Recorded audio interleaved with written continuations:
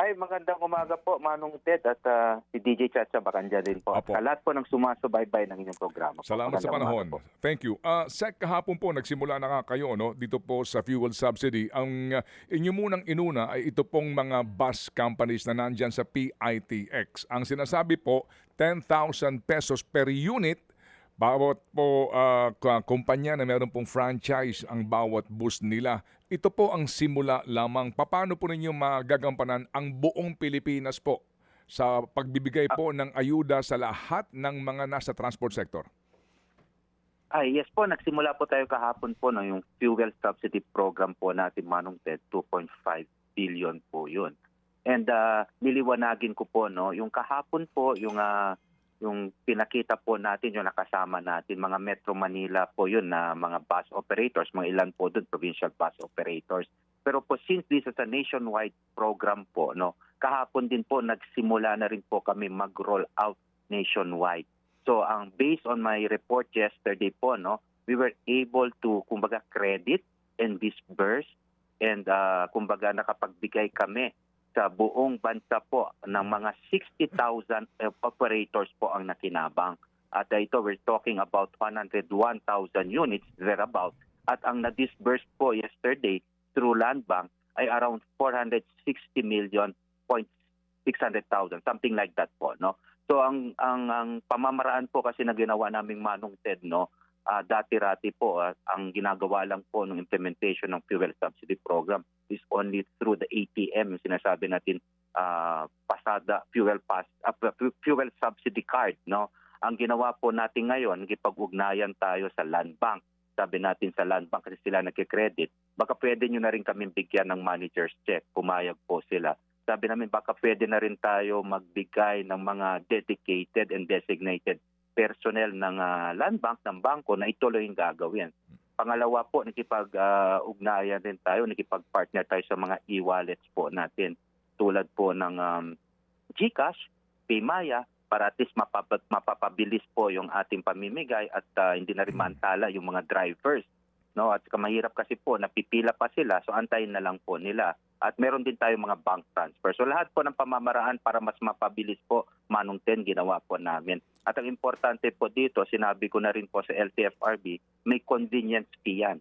Huwag nyo nang tayo na ang sumagot sa convenience fee, huwag nyo pong i-charge sa ating mga beneficiaries at siguraduhin kung magkano yung sinabi natin, kung 10,000, 5,000, yun yung talagang makukuha nila. Walang bawas because of convenience fee. Okay, Sec, good to know ano po, na ito nga po yung na-roll out na, pero ang challenge nga dito, paano makakatanggap ang bawat isang driver and operator, ano po, hango din po sa inyong nilabas na guidelines. We're talking about, sa kabuuan po, binilang namin po ito, sa report mismo po ng DOTR, hango sa mga balita, lumalabas po ng mga, we're talking about 80,285,000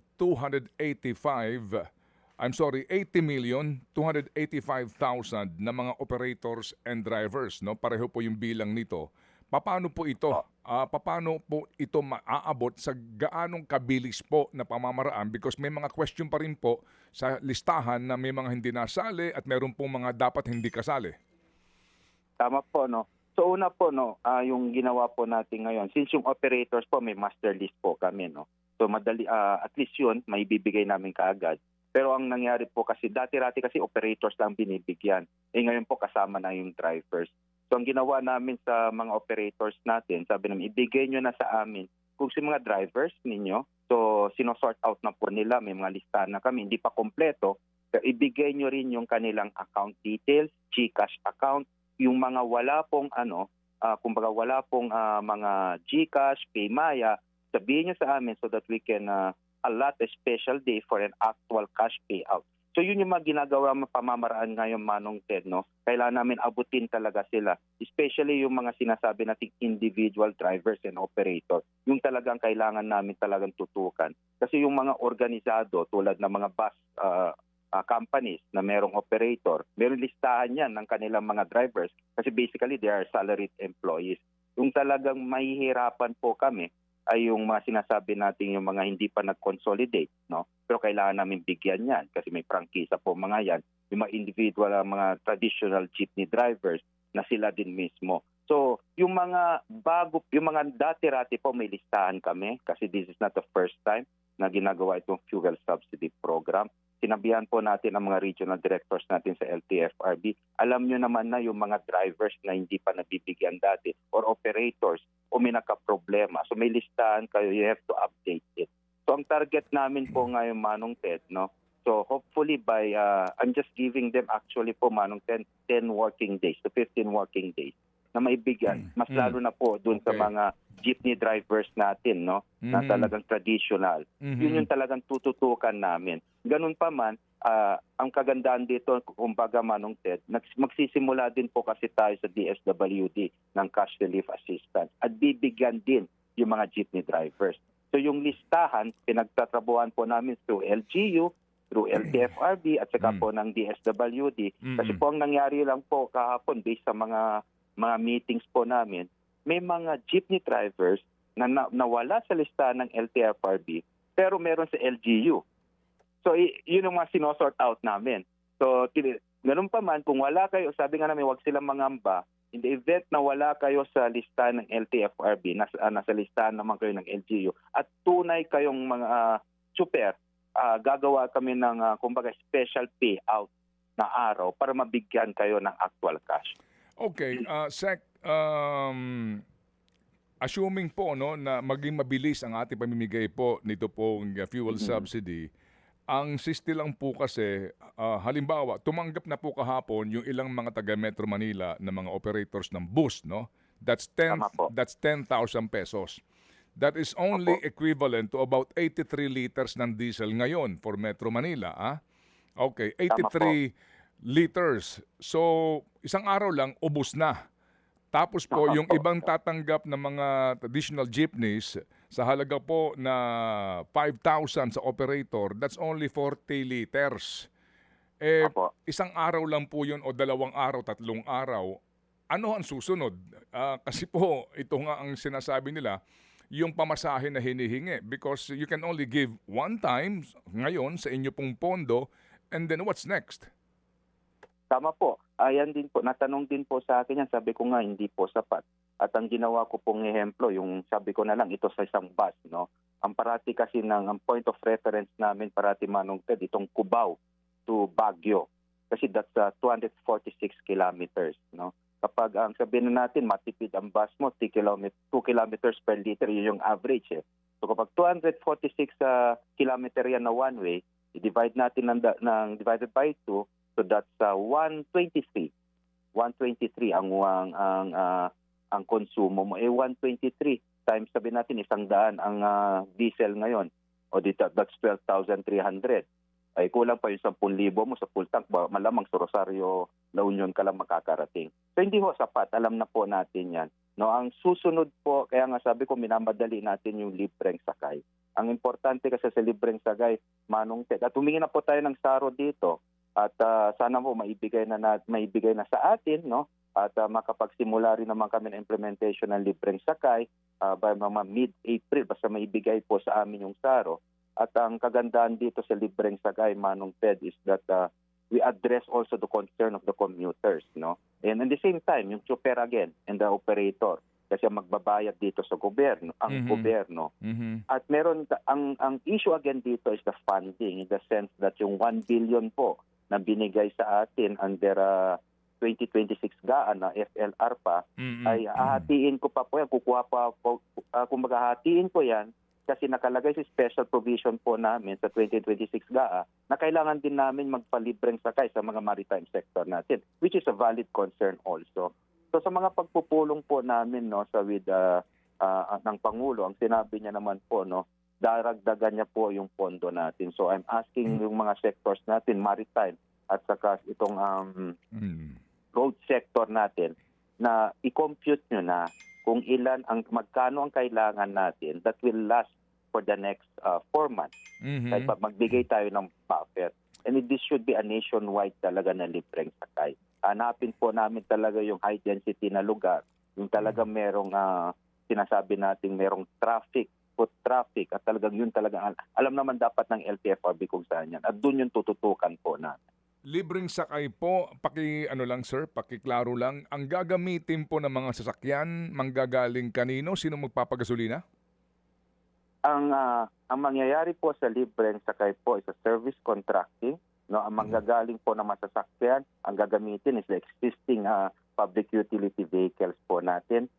Same na super, same operator, yung ruta po, it will be based on kumbaga routes po. For example po, itong EDSA busway natin yan, no? Meron tayong EDSA busway, may mga operators po tayo dyan. Yan po makakasama sila sa libreng sakay sapagkat alam natin na malaki ang foot traffic dyan. May Opo. mga ruta po naman tayo na hindi po pwede ang mga bus pero ang pwede dyan mga modern jeepney. Ganyan. Yun po, basta it will be based on routes po. Ang gagamitin natin libreng sakay ay yun din pong mga kasama natin sa transport, yung mga PUVs Okay. po natin. Opo. Babayaran Opo. po natin yung ano nila, yung Serbisyo. kumbaga gross contracting Opo, po to. That serbisyo pati pamasahe po lahat. Okay. Sir, sa Metro Manila po, may mga ilang lugar na po na in place yung libreng sakay na yan, ano po, pandemic period pa. How do you go about the other areas? Maliban po sa mga lungsod, yung pong mga first-class municipalities, mga ganun po, how soon will that be in place? To be honest po, Manong Ted, no, sabi ko nga, they have to identify it now. Now, as to the implementation, kaya sabi ko, paano natin hatiin in the meantime yung 1 billion natin, no? So, pipiliin namin, it will be, sabi ko nga, ang gagawin natin ito, it will be a targeted approach. Tingnan natin yung kasi I have to admit po, Manong Ted, I don't know how can I spread the entire 1 billion nationwide po, no, for libreng sakay. So meron po talagang kailangan kaming piliin na talagang madami sumasakay at talagang dun yung sabi nga madaming pasahero. Ang gagawin namin, unahin yata natin yung mga malalaking syudad. But meron din mga tama po kayo, municipality at mga maliliit na na madami rin pong sumasakay. Kailangan din po nila na ganitong libreng sakay. Kaya ang sabi ko po sa LTFRB at sa road sector natin, habang ini-implement natin, I don't know if this will last for 3 weeks. So 1 billion po namin, no? So it's either gross service contracting or net service contracting. So we have to extend this amount until we can get another kumbaga funding as a augmentation po. So yun po yung talagang medyo, I have to admit, medyo problemado po kami. Opo. Kasi gusto namin lahat mabibigyan pero talagang hindi po namin magagawa at this point in time because of the limited funding po. Opo. We understand nga po ang inyo pong ang challenge nga dito sa implementasyon po ninyo, no? At kung gaano ito kabilis na mangyayari. Sec, yung pong yung pong increase sa pamasahe talagang wala ngayon sa kaisipan ng gobyerno. Hindi ho talaga ibibigay yung request nila para kahit papaano po yung mga hindi maaabutan ng inyong mga libreng sakay na yan at ilang pa hong mga programang ngayon pala makakatanggap ng fuel subsidy, makabiyahe kahit papaano nang sa gano'n, masiguro po yung masasakyan ng commuter sa mga kanayunan? Nung nag-usap po kami ng Pangulo Manong Ted, ang sabi niya po sa akin, ipagpaliban po muna namin yung to suspend it para ma-roll out namin itong mga subsidy, itong mga service contracting.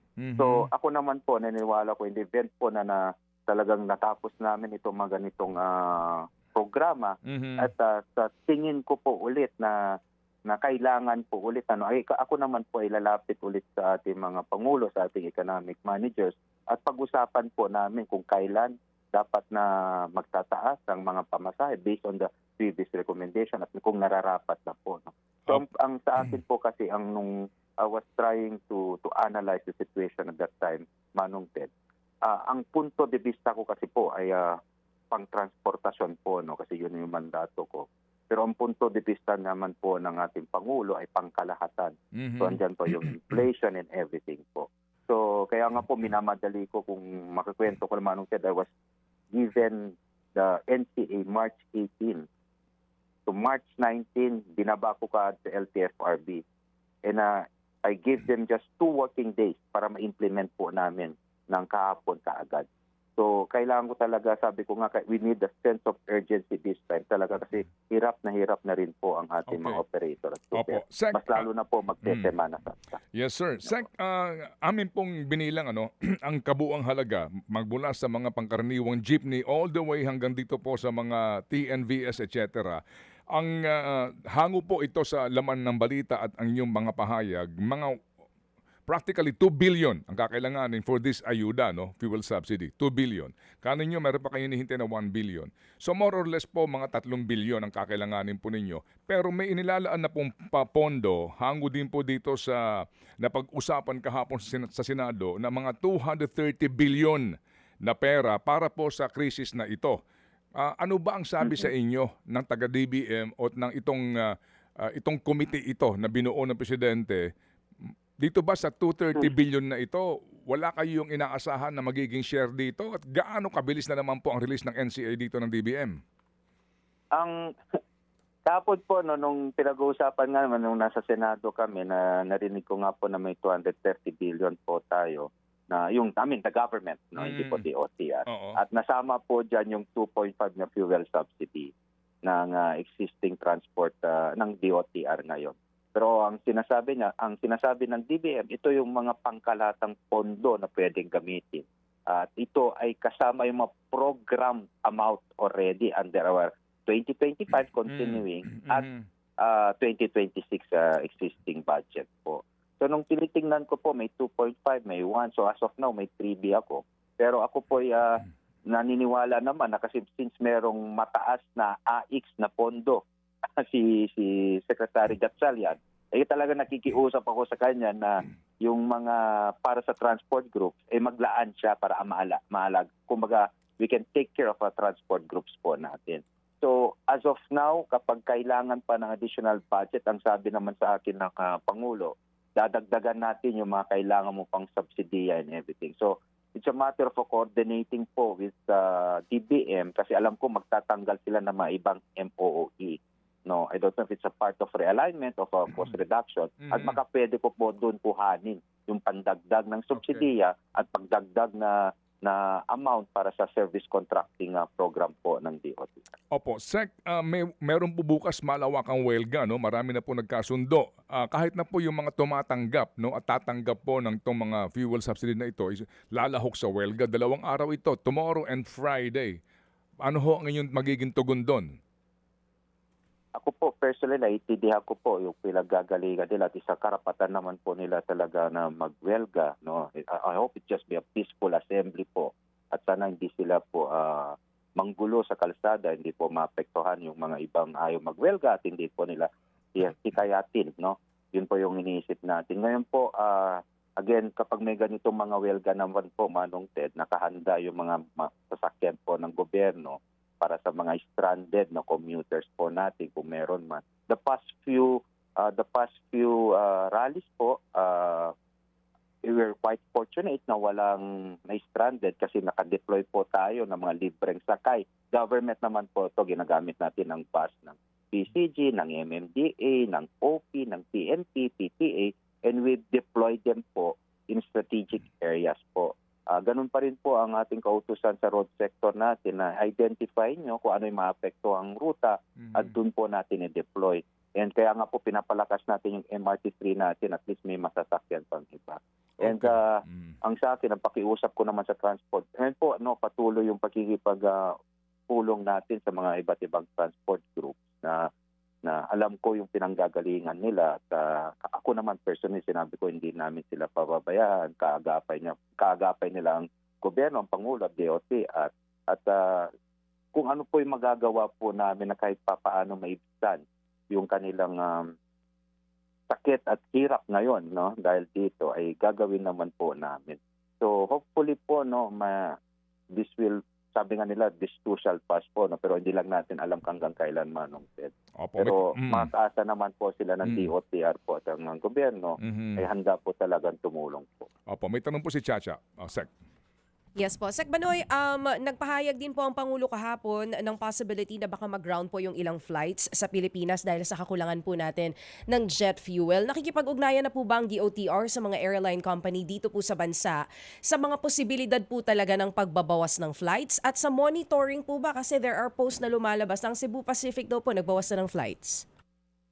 Opo, no. Actually, DJ Chacha, I was there during meeting when kami po ng Pangulo pag-usap sa Cebu PAC at saka sa PAL, no. Ang pinanggagalingan po noon na yung sinabi nga po niyang ating Pangulo na there's a distinct possibility in the event po na wala po talaga na tayong ma-source out na jet fuel, especially now na napakataas ng jet fuel. So, ang last na check naman po natin, no, we have 30 plus days na supply pa ng jet fuel natin at may mga parating pa na ibang sources para sa jet fuel natin. So ang nangyari, kaya nga po humingi sila ng kahit papaano, no, at tulong sa gobyerno natin, sa gobyerno, at ang una ko namang ginawa po, no, at least for the government side, pina-reduce ko yung navigation fees, yung take off and landing, at makakatipid sila per flight ng mga 5,000 kahit papaano. That's a good help for them po, no. Ang pangalawa po, yung pag-a-adjust natin, yung sinasabi nating fuel surcharge. Kasi ang fuel surcharge pa lang po natin ngayon at kahit itong Marso, despite tumaas na po lahat ang jet fuel. Imagine nyo po, February 28, ang average ng jet fuel at that time is around $90 per barrel. Ngayon po, umaabot na ng $200 per barrel ang jet fuel. So at given ganun na yung presyo, nasa level 4 pa rin tayo sa ating surcharge, sa fuel surcharge, at yung mga ibang bansa na po nasa level 15. So yun yung sinasabi po ng ating mga airline companies na kahit papaano sana we can adjust also the fuel surcharge. Ang pangalawa po, nagpaalam din po sila, it's more of a cost cutting po. That's why there are some flights na they reduce kasi ang titingnan nila ngayon na mas maganda, mas efficient po yung flights na mapuno kaysa yung mga ibang flights na because of the scheduling, lipad na hindi naman napupuno. So it's more of how they do the relaxation sa scheduling po nila. Kahit para lang, kumbaga, maging cost efficient at mas makakatulong din ang kanilang pagbabiyahe po. Oo. Okay. Sir, sa maritime sector, kamusta po? Nakipag-ugnayan na rin po ba kayo sa kanila? Opo. The other day po, kausap ko po yung mga ship owners, no? So, nag-usap kami na alam kong, sabi ko nga, deregulated itong pamasahe nyo, pero we cannot allow you to increase your, the fares po na talagang without government regulation, especially at this point in time. So, napag-usapan po namin, we're going to set a ceiling, no? Magsiset kami ng ceiling and you have to, kumbaga, comply with that ceiling. At ang kapalit naman doon, we'll make sure that every 10 days, moto proprio, ang marina, I will review and reassess that ceiling. Okay. But Sige sabi po. ko, be that as it may, sabi ko, itong PPA naman po, kinausap natin, yung terminal fee po ng agri-products natin, na as high as 516 pesos, binabanap din po namin sa piso, effective April 15. Upang sa ganun, we can help the shipper and at least we can help stabilize yung mga agri-products po natin. Okay, Sec, kahapon po nakapanayam namin sila Ma'am Mary Zapata ng Truckers Association. Ang sabi nila, wala pa daw po silang linaw dito po sa mga toll discount na ito at hindi sila nakakonsulta dito, pati po yung rebate process na yan, medyo naguguluhan sila.